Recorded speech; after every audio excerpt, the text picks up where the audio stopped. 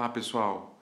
Hoje a gente vai começar uma jornada para discutir o direito à educação no controle do tabaco. Como a gente está diante de um produto que mata, todo cuidado é pouco. Nesse nosso caminho, a gente tem um apoio tanto do Laboratório de Políticas Públicas e Planejamento Educacional da Faculdade de Educação da Unicamp, quanto o da ACT Promoção da Saúde. A ACT, que é tão importante nesse desdobramento, nesse controle do tabaco no Brasil e é responsável pelos sucessos que o Brasil tem tido e ter transformado o Brasil numa referência mundial no controle do tabaco. A ACT é um dos grandes responsáveis, existem outros atores, mas especialmente aqui hoje a gente agradece o apoio que a gente recebe da ACT Promoção da Saúde. O nosso desafio é tratar da relevância da saúde pública e do papel de professoras e professores para a multiplicação de conhecimento na comunidade escolar. O que a gente vai desenvolver nesse nosso principal desafio e principal questão é, primeiro, dividir em 3 partes o nosso diálogo.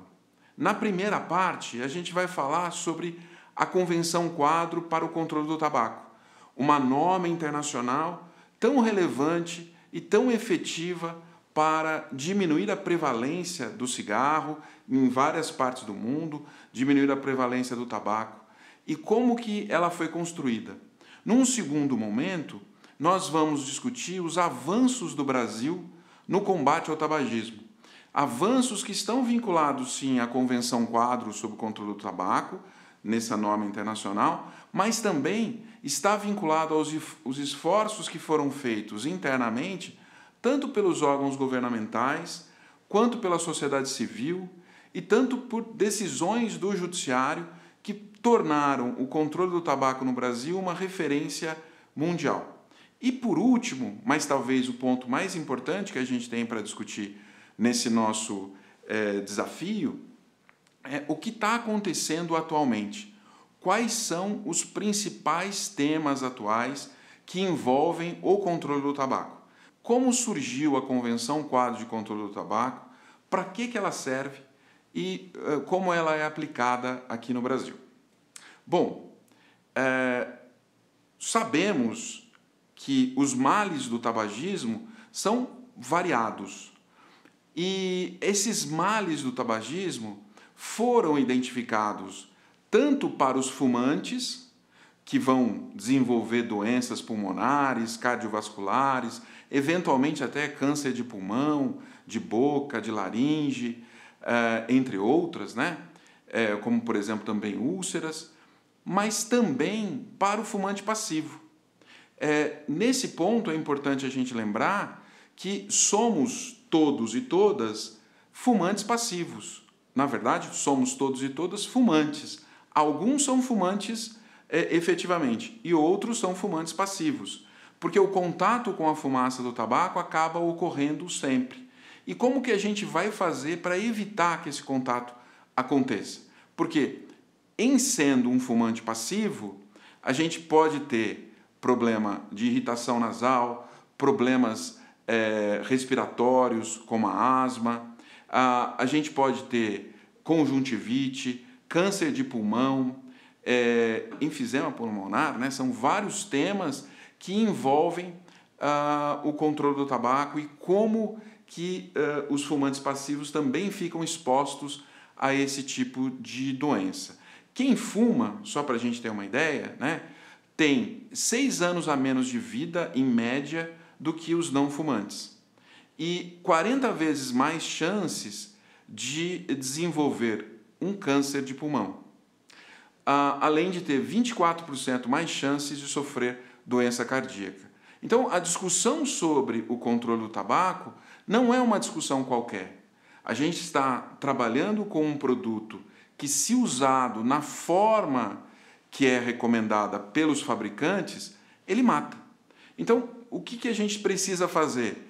É diminuir a publicidade, acabar com a publicidade, eventualmente, sobre esse produto, controlar o uso e, essencialmente, também evitar que crianças e adolescentes tenham contato com esse produto.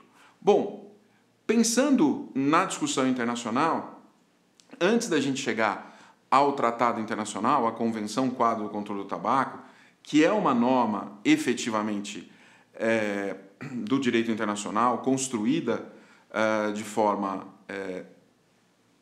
a vincular os Estados, a gente tem também que lembrar que no cenário internacional a gente tem os Objetivos de Desenvolvimento Sustentável. Isso é um ponto bem importante, né? Porque no Objetivo 3, que tem relação com a saúde, a gente vai notar a preocupação com o controle do tabaco.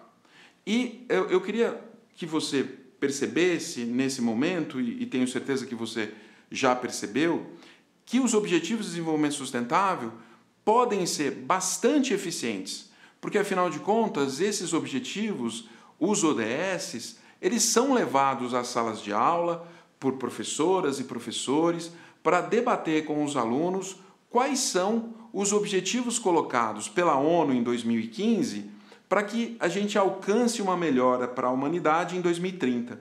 Então, no Objetivo 3, que é a saúde e bem-estar, a gente vai ver exatamente dentro desse objetivo a especificação precisa sobre o controle do tabaco. Por exemplo, no Objetivo 3, que é assegurar uma vida saudável e promover o bem-estar para todas e todos em todas as idades, lá no 3.A, que é um dos sub-objetivos, a gente tem expressamente a relação dos Objetivos de Desenvolvimento Sustentável com o Tratado Internacional. Porque o 3.A diz fortalecer a implementação da Convenção Quadro sobre Controle do Tabaco em todos os países conforme apropriado. O que é isso conforme apropriado? Porque cada país vai saber qual é a forma de implementar a política pública necessária para que aquela norma do Tratado Internacional alcance a realidade no seu país, respectivamente. Aqui no Brasil, a gente fez uma lei, na verdade, a gente atualizou a lei que já era anterior ao Tratado Internacional, né? A gente tinha a Lei 9294 de 1996, e a gente começou a fazer várias políticas públicas para implementação do Tratado Internacional. Certamente você se lembra que a gente tem no Brasil uma norma que proíbe o fumo em ambientes fechados. Essa é uma norma para a proteção dos fumantes passivos, daquelas pessoas que não fumam, né? E isso faz toda a diferença no cotidiano, no dia a dia. Eu sei que muita gente se sente incomodado com o fato de que não se pode fumar em ambientes fechados, especialmente os fumantes, mas eu quero fazer com você uma comparação, né? Vamos imaginar que não fosse um ambiente fechado em que você fosse entrar. Porque quando você chega num restaurante, por exemplo, as pessoas que o recebem no restaurante, né, o maître, o garçom, vão perguntar: você prefere fumante ou não fumante? E você vai escolher. Hoje em dia, essa pergunta acaba não existindo mais, porque não há possibilidade de haver fumo em ambiente fechado. Por quê? Porque, no fundo, os ambientes se misturam. Seria como se você chegasse a uma piscina e alguém lhe perguntasse: você quer o lado da piscina que pode haver pessoas fazendo xixi ou o lado da piscina em que as pessoas não podem fazer xixi? Ora, independe do lugar em que você entra, a água vai ser a mesma. Então, pensando nisso é que a gente criou a norma sobre ambientes livres de tabaco. Mas vale dizer, vale ressaltar, qual foi o caminho para que a Convenção Quadro de Controle do Tabaco chegasse até onde chegou. Bom, aqui certamente vocês vão perceber que hoje a gente não tem publicidade de tabaco diretamente na TV, na rádio.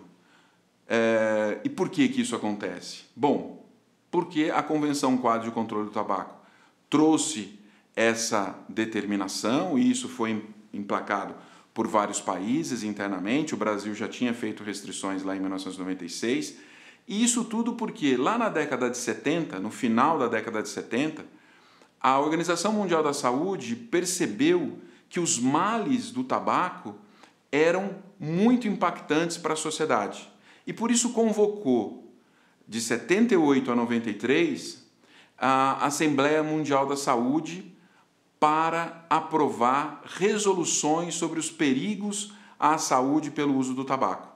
Foram 10 resoluções de 78 até 93 para esse fim, ou seja, para demonstrar à população as consequências danosas do consumo do tabaco. Ora, isso foi identificado na década de 70, era natural que a gente construísse uma norma internacional de restrição ao uso do tabaco. E isso veio como ideia na Resolução 52.18 de 1999, que determinava a negociação obrigatória de um tratado a ser apresentado para adoção na 56ª Assembleia Mundial da Saúde em 2003. Foi estabelecido um órgão intergovernamental de negociação que envolveu as várias regiões do planeta, a África, América do Sul, América do Norte, Central, Europa, Ásia, todos eles para pensar a construção desse tratado. Além disso, a designação de um grupo de trabalho para elaborar um texto para a negociação.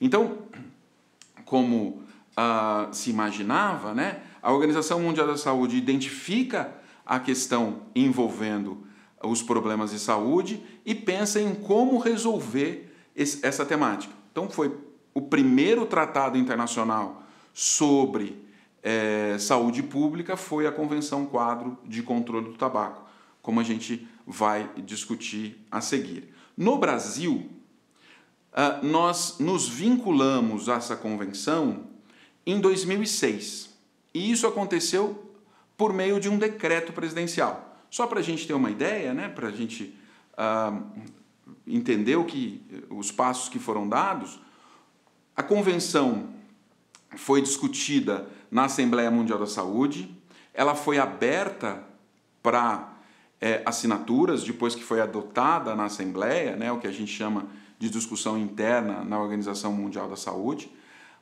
Depois que ela foi aberta para assinatura, ela alcançou o número necessário para assinaturas e, em seguida, os países levaram o texto do tratado para aprovação interna. O Brasil fez exatamente isso. Trouxe o texto do tratado para que ele fosse aprovado aqui no Brasil. E essa aprovação aconteceu e, em seguida, a Presidência da República, em 2006, fez o decreto presidencial que trazia para o ordenamento jurídico brasileiro o tratado internacional e publicizava, ou seja, deixava todo mundo informado de que o Brasil havia antes ratificado o tratado internacional lá junto à Organização Mundial da Saúde. Então esse é o decreto, é só para a gente ilustrar que houve um decreto presidencial que trouxe o tratado internacional para o ordenamento jurídico brasileiro, fazendo que o tratado seja entendido como lei interna. Bom, a Convenção Quadro de Controle do Tabaco tem um órgão específico dentro da Organização Mundial da Saúde que busca administrar ou busca organizar os países que se vincularam a ela. Nós tivemos, por um período bastante significativo, a presença da doutora Vera da Costa, que é brasileira e foi responsável pela implementação da Convenção Quadro no mundo, como alguém que trabalhava dentro da Organização Mundial da Saúde, né? Ela era a diretora especificamente desse papel. Ela fazia esse papel para organizar, por exemplo, as COPs, né? A gente sabe que COPs são conferências das partes que acontecem a cada 2 anos, a cada ano, a depender do tratado, isso é determinado no tratado, para verificar como que a gente vai regulamentar passagens do tratado. Então, por exemplo, em fevereiro de 2024, a gente teve a COP10 no Panamá para cuidar do tratado principal, da Convenção Quadro de Controle do Tabaco. Mas também no Panamá aconteceu, em fevereiro de 2024, uma outra COP, que a gente chama de MOP, a terceira MOP, para cuidar de um tratado específico, que é o Protocolo de Combate ao Comércio Ilícito do Tabaco. Então, esses dois tratados acabam dialogando, acabam sendo importantes para a implementação do controle do tabaco dentro do país. Especialmente porque a gente sabe, né, tendo em vista os objetivos da Convenção Quadro do Controle do Tabaco, que o tabaco causa danos à saúde e causa morte. Não há, segundo o Tratado Internacional e os estudos que amparam o Tratado Internacional, exposição segura à fumaça do tabaco. Então, todo o esforço que a gente fizer para diminuir a exposição das pessoas à fumaça do tabaco, melhor para a saúde pública. Então, como meta central, a Convenção Quadro de Controle do Tabaco tem redução do consumo e oferta de produtos de tabaco.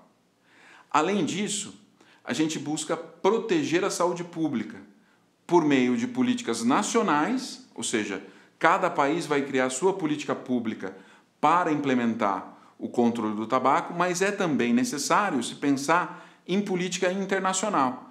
Como que se vão criar caminhos para fomentar o controle do tabaco em vários lugares do mundo, até mesmo para substituir a produção de tabaco em alguns lugares, para que as pessoas consigam alcançar o seu rendimento sem ter que produzir o tabaco. E a ideia também envolve a proteção das gerações futuras, porque existem consequências sanitárias e sociais que são representadas pelo impacto à geração atual e às gerações futuras.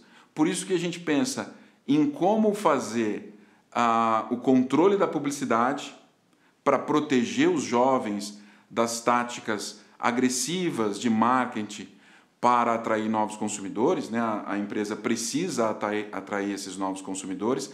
E também existe uma questão relevante, que são os impactos econômicos e ambientais. Ou seja, quanto custa para o Estado que uma pessoa seja afastada do trabalho por problemas de saúde devido ao consumo de tabaco? E quanto custa para o Estado e para as famílias a perda de um ente querido, tendo em vista o uso do tabaco?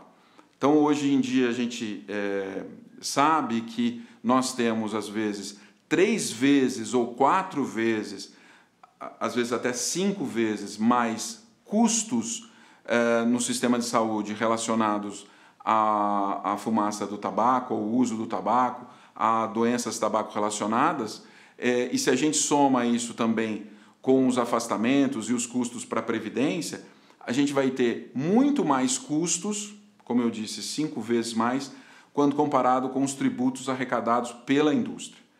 Além disso, há um impacto que envolve o pós-uso do tabaco e também o desmatamento, que é para a produção dessa mercadoria, para a produção dessa folha do tabaco.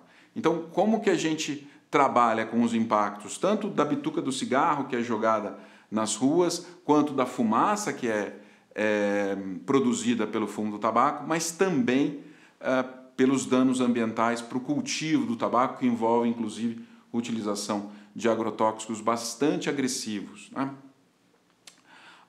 Nesse nosso contexto, a gente tem um problema de saúde bastante significativo. A gente tem, em certa medida, um grande desafio que envolve como fazer para que nós controlemos um produto que mata mais de 8 milhões de pessoas por ano no mundo todo. A gente está falando de um percentual significativo de pessoas que desenvolvem doenças cardiovasculares, câncer, doenças respiratórias crônicas. Então a gente tem aí uma possibilidade de diminuir essas mortes, diminuir essas doenças, né? Porque o tabaco é responsável pela principal causa de morte evitável no mundo. Então, como que a gente faz para controlar, né, esse contexto, esse trabalho? 14% de todas as mortes por doenças crônicas não transmissíveis entre adultos com 30 anos ou mais são atribuídas ao tabaco. Então, é um percentual bastante significativo. O tabaco é, como foi dito, um responsável pela maior quantidade de mortes evitáveis no mundo. Também esse impacto econômico é significativo, né? Porque os custos econômicos do uso do tabaco são relevantes, né? Isso significa, por exemplo, uma perda para a economia global de 1,4 trilhões de dólares.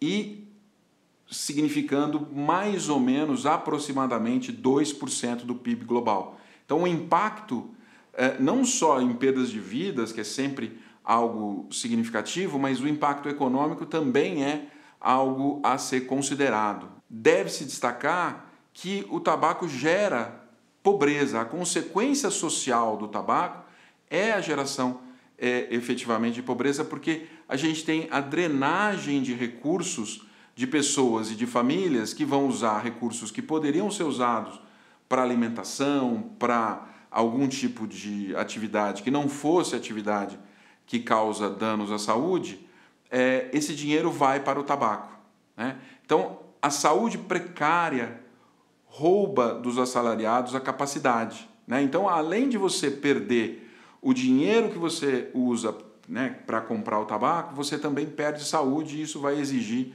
que você busque tratamento, que você tenha alguma outra atividade ou tenha uma diminuição de condição de trabalho, né? Então, essas despesas médicas relacionadas com o tabaco, muitas vezes pagos diretamente pelo usuário, podem levar famílias vulneráveis à pobreza ou forçar indivíduos a renunciar completamente a cuidados vitais, ou seja, eu não consigo me tratar, eu vou acabar perdendo a minha saúde. Lógico, aqui no Brasil a gente tem uma grande vantagem, que é a vantagem da existência do Sistema Único de Saúde, mas o Sistema Único de Saúde às vezes não consegue absorver todos e todas, e acaba que muitas pessoas ficam pelo caminho, né? Mas, enfim, acolhendo a todos e todas, o SUS tem uma despesa bastante grande com doenças tabaco-relacionadas que poderiam ser evitadas. O uso do tabaco contribui para a pobreza ao desviar os gastos das famílias de necessidades básicas, como alimentação e abrigo. Esse dinheiro que iria para alimentação e abrigo acaba sendo destinado ao tabaco. E depois, com a doença desenvolvida, acaba que essas pessoas têm que gastar mais dinheiro com esses cuidados. E as medidas-chave trazidas pela Convenção Quadro de Controle do Tabaco são prevenção e controle. Como que você faz a prevenção? Você vai restringir publicidade, aumentar impostos para diminuir o consumo e criar ambientes livres de tabaco para proteger os não fumantes. Prevenir novos fumantes é fundamental para controlar a epidemia do tabaco. Então, com isso, né, se a gente evitar que as pessoas comecem a fumar, a gente vai ter condições de garantir menos gente fumando no futuro. Porque as pessoas normalmente começam a fumar de 14 a 25 anos. Então, controlar a publicidade é bastante significativo nesse contexto. No campo do controle, a gente vai precisar regular a produção e fiscalizar o comércio ilegal de tabaco. Então, controlar envolve implementar as várias resoluções das COPs envolvendo a Convenção Quadro de Controle do Tabaco. Então, a gente tem, tanto no campo dos ambientes livres de tabaco, quanto na publicidade, quanto no aumento do preço, temas que são bastante impactantes para o consumo geral do tabaco.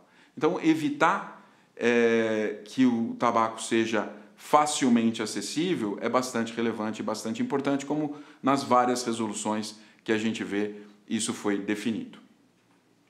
Nesse ponto, a gente deve destacar essa importância global do controle do tabaco e da Convenção Quadro de Controle do Tabaco. Houve um impacto em diversos países. A aderência global é representativa disso. Mais de 180 países aderiram à Convenção Quadro. Além disso, essa adesão contribui para a redução do tabagismo. A gente pode identificar como impactos positivos. Países como o Brasil e a Austrália, por exemplo, se destacam como exemplos de sucesso, com reduções substanciais nas taxas de tabagismo. Mas a convenção, ela ainda tem algumas lacunas e desafios que podem ser identificados com a chegada de novos produtos, especialmente o que a gente chama de DEFs, né? Dispositivos eletrônicos para fumar, que são os cigarros eletrônicos conhecidos normalmente. Aqui no Brasil, os DEFs, né, os dispositivos eletrônicos para fumar, são proibidos desde 2009. Mas há outros países do mundo que autorizam a utilização desses produtos. Produtos que são bastante nocivos à saúde das pessoas. Além disso, além da chegada de novos produtos, a gente vê como um grande desafio as novas mídias, especialmente as redes sociais e os influenciadores digitais. Porque se antes a publicidade era feita nos meios impressos, na televisão e no rádio, era possível fazer um controle dessa publicidade. Hoje em dia, a gente percebe que nos meios digitais a publicidade acaba acontecendo. E o que a gente precisa lembrar, né? Que o dispositivo eletrônico para fumar causa danos, às vezes irreversíveis, né? Existe uma doença específica relacionada ao uso do cigarro eletrônico, que é a EVALI, né? Mas certamente o que ela traz é uma salvação para a indústria do tabaco, especialmente porque a indústria tem visto nos últimos anos uma queda de consumo. Esse aumento, né, dos influenciadores que usam os dispositivos eletrônicos para fumar para divulgar os seus pontos de vista, acabam por trazer um desafio significativo para o controle do tabaco, sem dúvida, né? Essa é a nossa primeira etapa de discussão do controle do tabaco. A gente falou hoje sobre a Convenção Quadro de Controle do Tabaco. Fico à disposição de vocês, se houver alguma dúvida, meu e-mail está aí. Agradeço mais uma vez à ACT e ao Laplane pela oportunidade.